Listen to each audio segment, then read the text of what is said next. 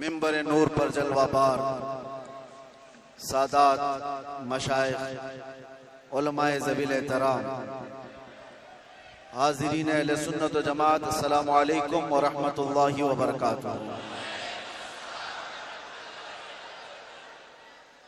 अल्हम्दुलिल्लाह अल्हम्दुलिल्लाहिल हन्नानिल मन्नान अल्लज़ी खलक़ल इंसान व अल्लमहुल बयान वस्सलातु वस्सलामु अला रसूलिही सय्यिदिल इंसी वल जान व अला आलिही व अस्हाबिही ज़विल खैरि वल इहसान, अम्मा बअद।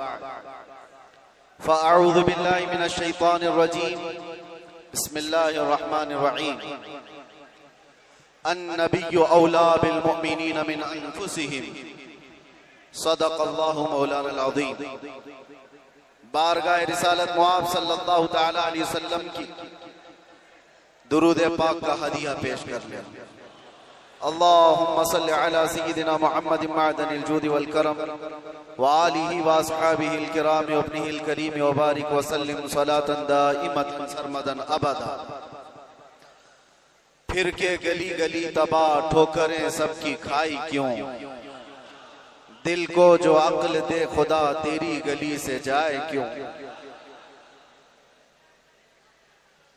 अब तो न रोक ऐ गनी आदत सग बिगड़ गई, मेरे करीम पहले ही लुक़मे तर खिलाए क्यों। जान है इश्क़ मुस्तफ़ा रोज फजू करे खुदा, जिसको वो दर्द का मजा नाज़े दवा उठाए क्यों। अल्लाह तबारक व तआला आपकी ये मोहब्बत व अकीदत को सलामत रखे।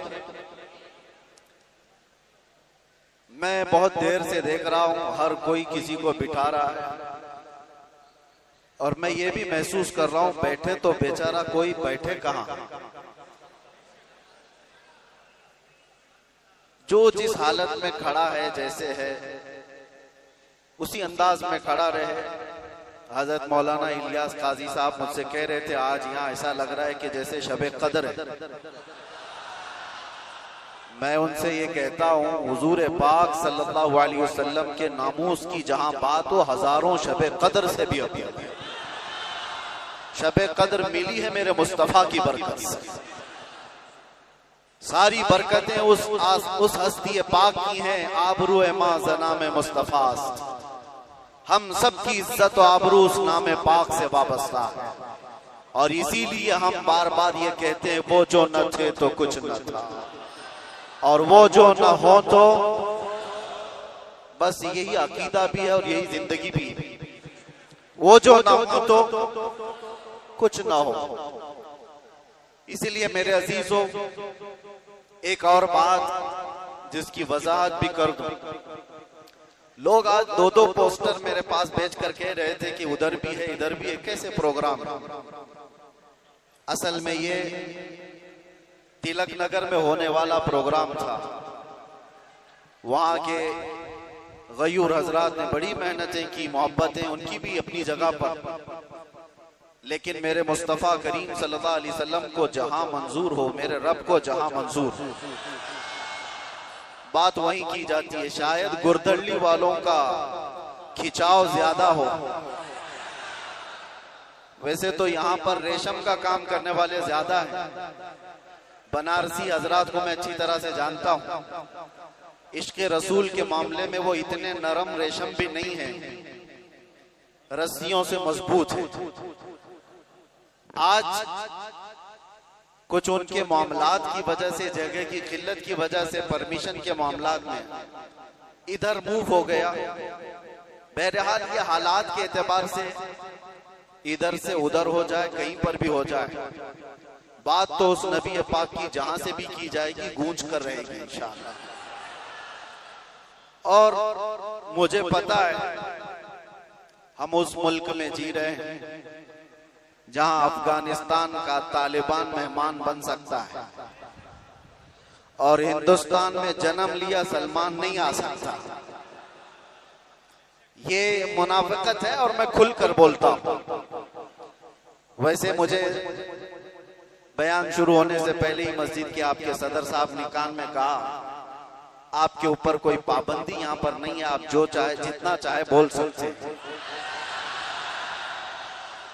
लेकिन मैं सदर साहब से कहता हूं, पाबंदी लगा भी देते तो हम धज्जियां उड़ा के भी जाते हैं, इसलिए कि पाबंदी हुजूर पाक सल्लल्लाहु अलैहि वसल्लम का नाम लेने के लिए कोई माँ ने आज तक जन्म नहीं लिया, किसी माँ ने आज तक ऐसा बेटा जन्म नहीं दिया जो हुजूर पाक सल्लल्लाहु ताला अलैहि वसल्लम के नाम पाक को इस रूए जमीन से खत्म करके दिखा सके। हमारा जुर्म क्या है, हमारा कसूर क्या है, हम बोलते क्या है? हम बात सिर्फ मेरे मुस्तफा करीम सल्लल्लाहु अलैहि वसल्लम की करते हैं, और अगर ये हुजूर पाक सल्लल्लाहु अलैहि वसल्लम के नाम और उनके नामूस की बात करना जुर्म है तो हर बार करेंगे, हर बार करेंगे, 100 बार करेंगे, और वक्त आए तो सरेदार करेंगे। इसमें कोई खौफ की बात तो है नहीं, इसमें कोई डर की बात तो है नहीं। जब हमने ये कह दिया है या रसूल अल्लाह, ये दिल भी तुम्हारा, ये जान भी तुम्हारी, हम आए यहाँ तुम्हारे लिए और उठे भी वहां, जब सब उनके लिए है तो फिर डर किस बात का? खौफ न रख रजा जरा, तू तो है अब्दे मुस्तफा, तेरे लिए अमान है, तेरे लिए अमान है। बेंगलुरु के गयूर नौजवानों को मैं कुछ बातों से बेदार करना चाहता हूं। तुम्हारी एनर्जी, तुम्हारी ताकत खामखा जाया नहीं होनी चाहिए। सड़कों पर बर्बाद किए जाने के लिए तुम्हें ताकत नहीं दी गई।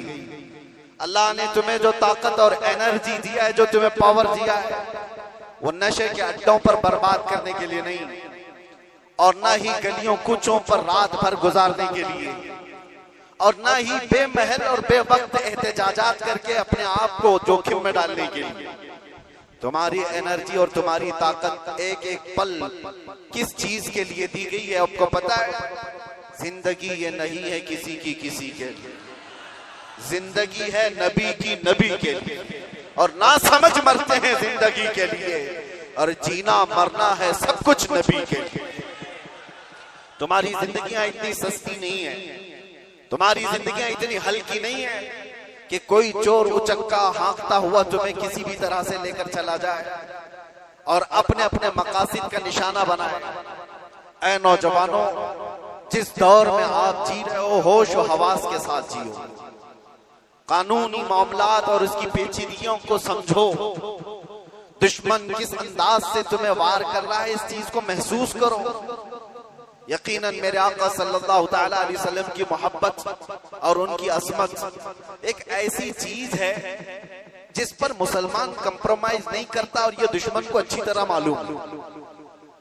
हमें भड़काने के लिए, हमें आपे से बाहर करने के लिए, जानते हो वो कौन सी चीज का इस्तेमाल करते हैं?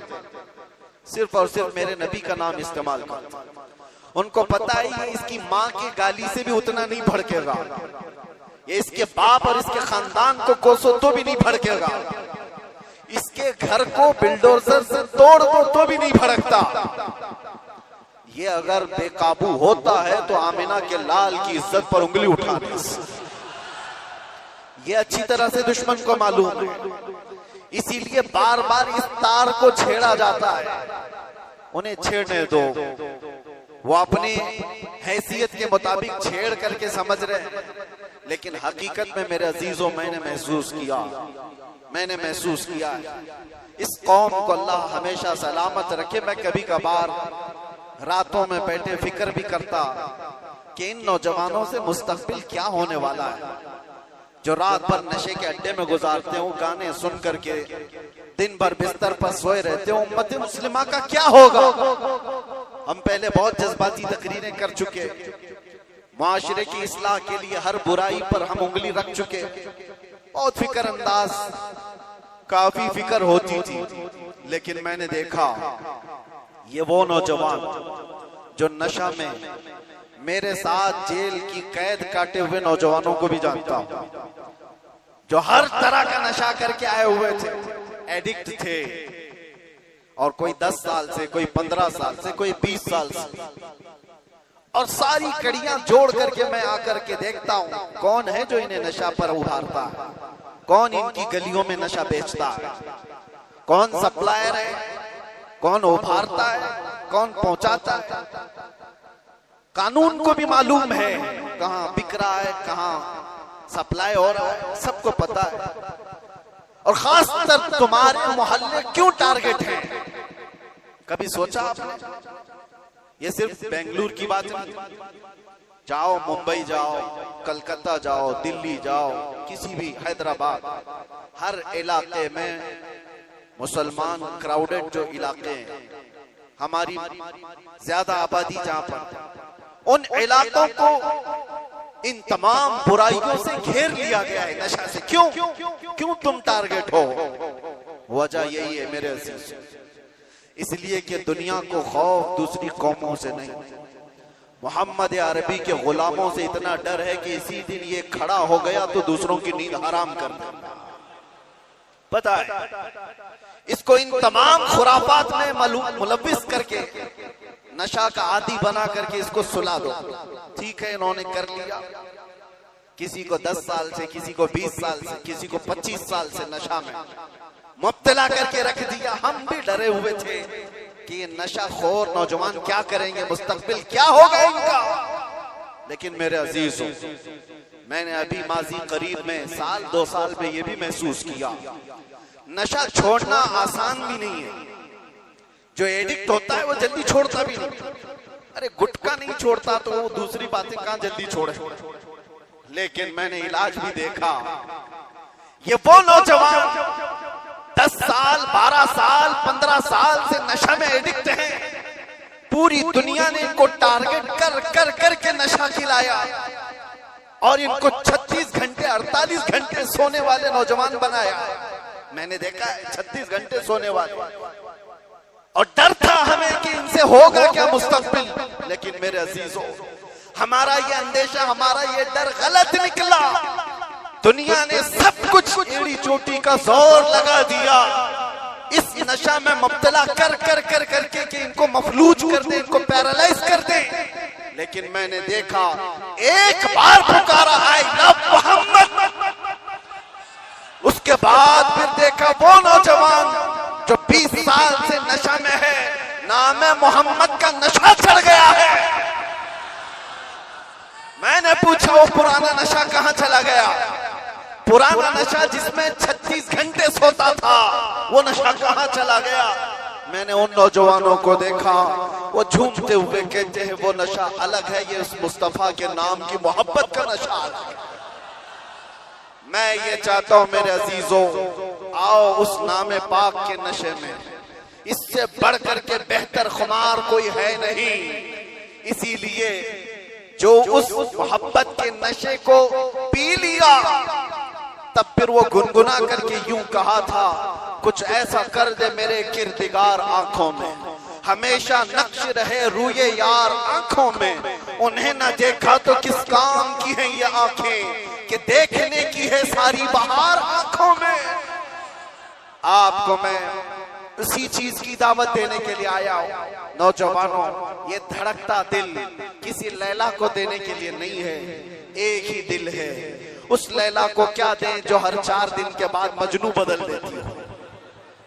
उस लैला को क्या दें जो पैसे देख करके बदल जाती हो, मनसब देख करके घर बदल लेती हो?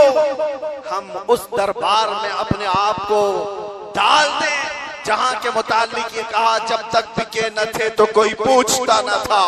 या रसूल अल्लाह, तुमने खरीद कर, सिर्फ अनमोल नहीं, बात यहीं तक नहीं है, जिसको रसूलुल्लाह ने खरीदा वो अबू बकर था तो सिद्दीक बनाया है, उमर था तो फारूक बनाया है, उस्मान था तो जुन्नूरैन बनाया, अली था तो हैदर कर्रार बनाया, बिलाल था तो फखरे आसमान बनाया है, अब्दुल्ला इब्न मसऊद को फखरे फिखा बनाया है।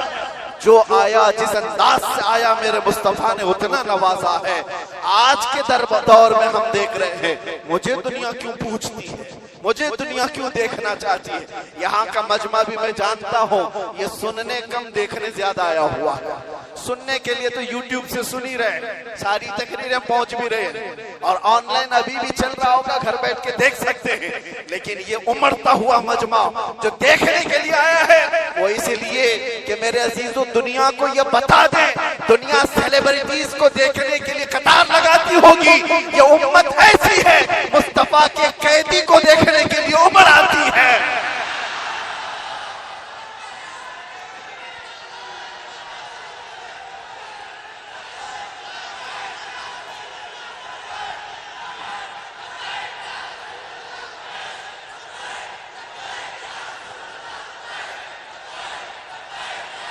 वरना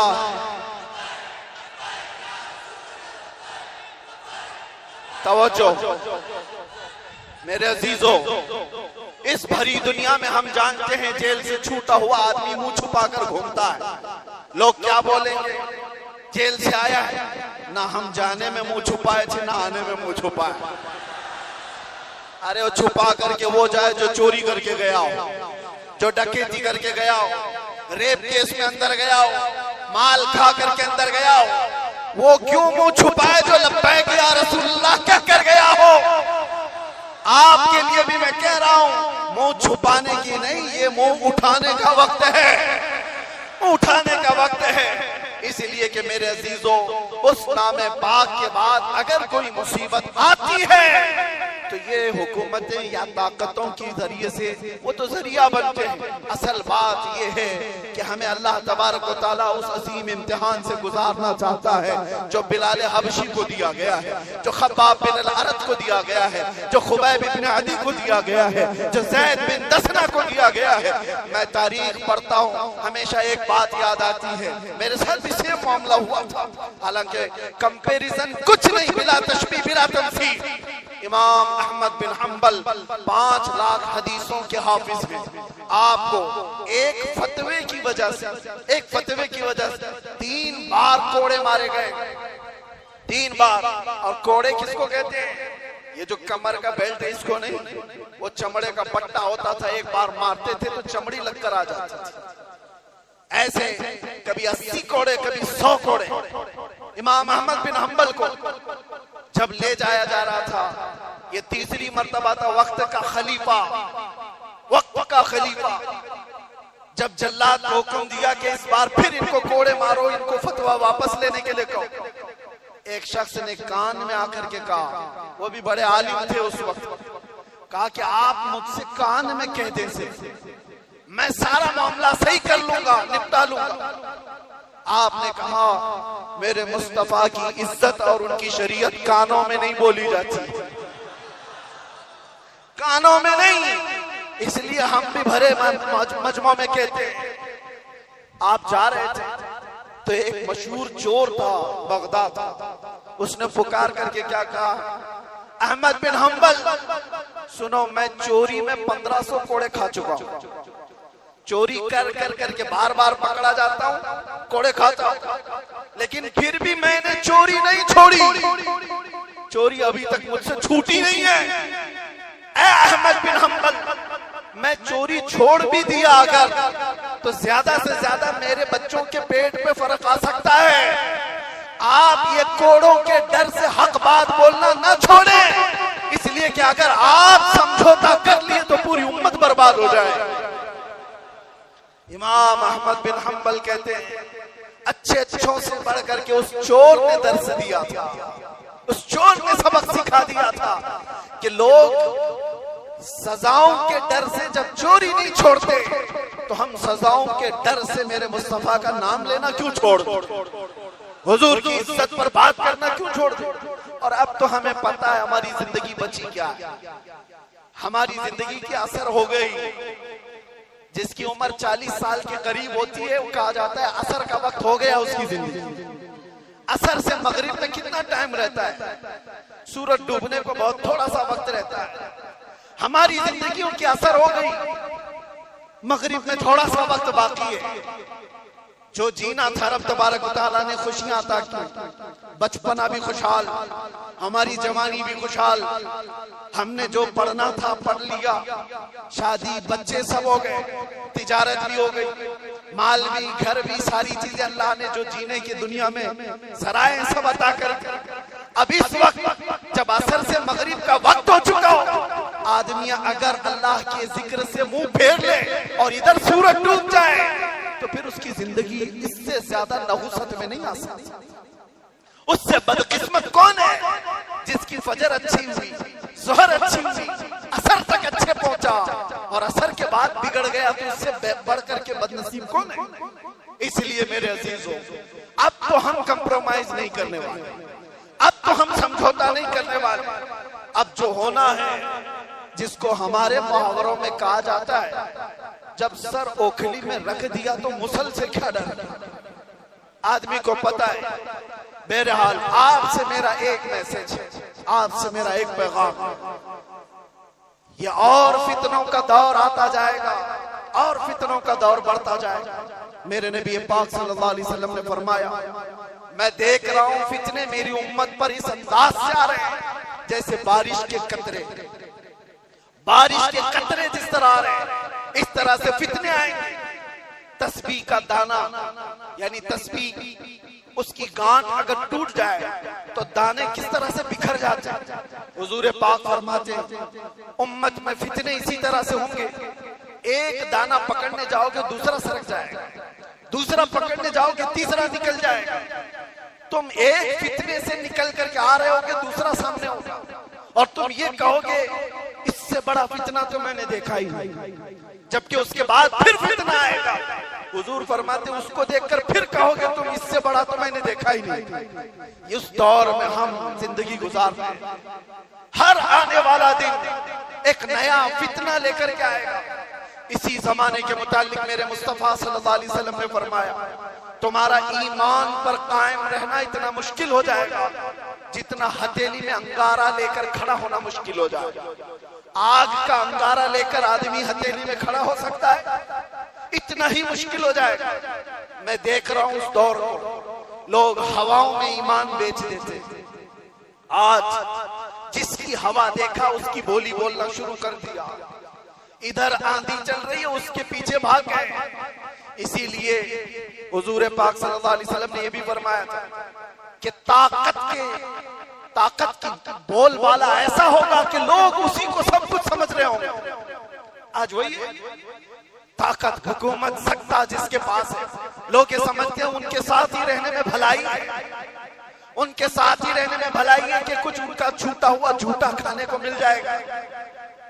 मेरे अजीजों, ये ईमान की अलामत नहीं।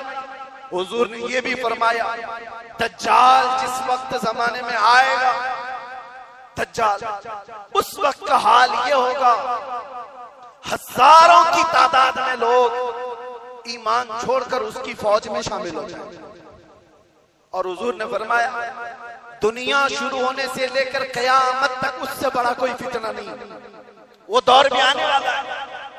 उस दौर की अलामत में क्या बताया मेरे आका ने? इरशाद फरमाया, सच को झूठ बना दिया गया होगा और झूठ को सच बना करके पेश किया जा रहा होगा। क्या आज ये पूरा निजाम कायम नहीं है? ये सारा मीडिया ये दज्जाली निजाम पर चल रहा है। ये सब दज्जाल के चेले जितने भी बैठ करके भोगते हैं, जो सच्ची बात होगी उसको ऐसा तोड़ मरोड़ करके बयान करो कि वो झूठी लगने लगे, और झूठ को इतना सजाओ, इतना बोलो कि सच लगने लग जाए। आज उस दौर में तुम जी रहे हो। कितने बड़े बड़े चैलेंजेस हैं तुम्हारे पास, कितने बड़े बड़े चैलेंजेस हैं। ईमान पर कायम रहना मुश्किल हो जाएगा। इन हालात में अब आला हजरत क्या फरमाते हैं? इरशाद फरमाते हैं, जब ऐसे हालात होंगे, उसको कहा गया है सूना बन है, सोना जहर है। सोना पास है, सोना बन है, सोना जहर है। उठ प्यारे, 3 बार फरमाया आला। सोना पास है तेरे, सोना क्या है? गोल्ड तेरे पास है। सोना बन है, बन कहते हैं जंगल को। सोना जंगल सुना होगा नाम, वीरान है, बिल्कुल आवाज ही नहीं है। सोना जंगल है, सोना पास है, सोना बन है, और ऐसे वक्त में सोना जहर है। समझ में आई बात? 3 बार सोने का लफ्ज इस्तेमाल किया और तीनों में अलग अलग माने। सोना पास है, सोना बन है और सोना जहर है। उठ प्यारे, तू कहता है मीठी नींद है तेरी मथी निराली, शहद दिखाए जहर पिलाए, कातिल डाइन शोहर खुश, इस मुर्दार पे क्या ललचाए दुनिया देखी भाली। आज उसी दौर में हम जी रहे हैं, शहद दिखाए जहर पिलाए। तुम्हें जितना सजा सवार करके दिखाया जाता है ये असल दुनिया नहीं है नौजवान। मैंने ये सारी तमहीद इसलिए बांधी कि तुमको हाँक रही है दुनिया किस तरफ। तुम टेलीविजन पर थिरकने वाली तस्वीरों को देखकर फिदाई बन गए। तुम सोचने लग गए कि ये बड़ा स्टार आदमी है, ये हीरो है, ये एक्टर है, ये कोई एक्ट्रेस है, इसके पहने हुए कपड़े, इसका बनाया हुआ हेयर स्टाइल, इसके चलने के अंदाज, इसके खाने के अंदाज, इसने अगर किसी चीज की एडवर्टाइज की तो उसको लेकर पड़े जाना। ये दुनिया की दिखाई हुई परदेसी नींद पर जिसके पीछे तुम पागल हुए जा रहे हो, ये वही दुनिया है जो शहद दिखा रही है और जहर पिला रही है। असल में मामला ये है मेरे अजीजों, तुम्हें इस वक्त जगाना हमारी बहुत बड़ी जिम्मेदारी है, बहुत बड़ी जिम्मेदारी है। तुम इस जादू को समझो, इस जादू को समझो जो दुनिया तुम्हें खींच रही है। क्या बनाना चाहती है? मैं साफ लफ्जों में अगर कहूं तो तुम्हें क्या बनाना चाहती है? एक नौजवान को देखा, कानों में बालियां, हाथ में चूड़ी और बालों में चोटी हुई। हमने देखा अच्छा खासा नौजवान बन क्या गया, ना मर्द दिखता है ना औरत दिखता है। दुनिया तुझे तीसरी मखलूक बनाना चाहती है और तू शौक से इसके पीछे भाग रहा है। कभी सोचा भी नहीं औरतों को क्या बनाना चाहती है? पूरे जिस्म का लिबास हटा दे, बस कपड़ों के टुकड़े ऊपर और नीचे लगा दे, और इसको ये कहते हैं कि दुनिया का सबसे बेहतरीन फैशन है। अगर नंगा रहना फैशन है तो भैंस ज्यादा फैशनेबल है, हो तो कुछ भी नहीं पहनती।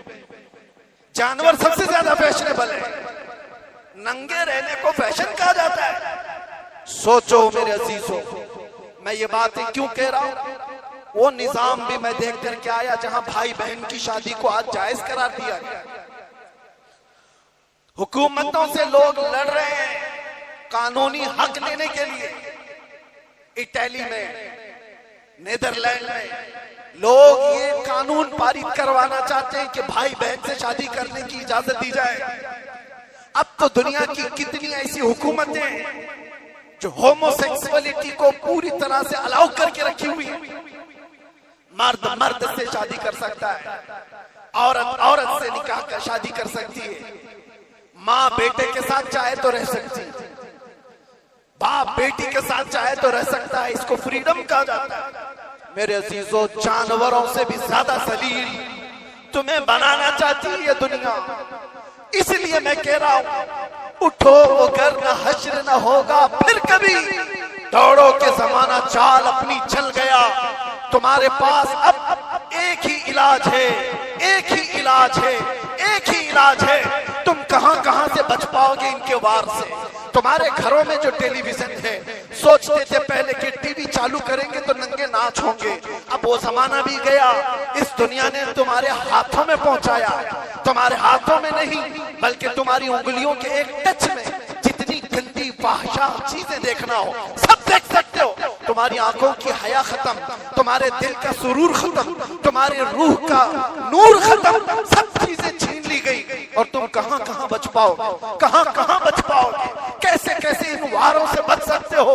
एक ही इलाज है, एक ही इलाज है जिसको इकबाल ने 10 साल अपनी मेहनत के बाद कहा था। वो इलाज ये है कि मोहम्मद से वफा तूने तो हम तेरे हैं, ये जहां चीज है क्या लोहो कलम तेरे।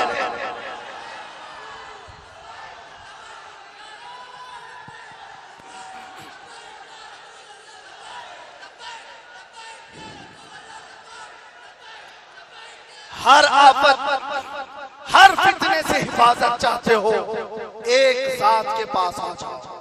बुलहवस सुन, सीमौसर की बंदगी अच्छी नहीं, उनके दर की भीख अच्छी, सरवरी अच्छी नहीं। उस जमाने के जो सहाबा, मेरे अजीज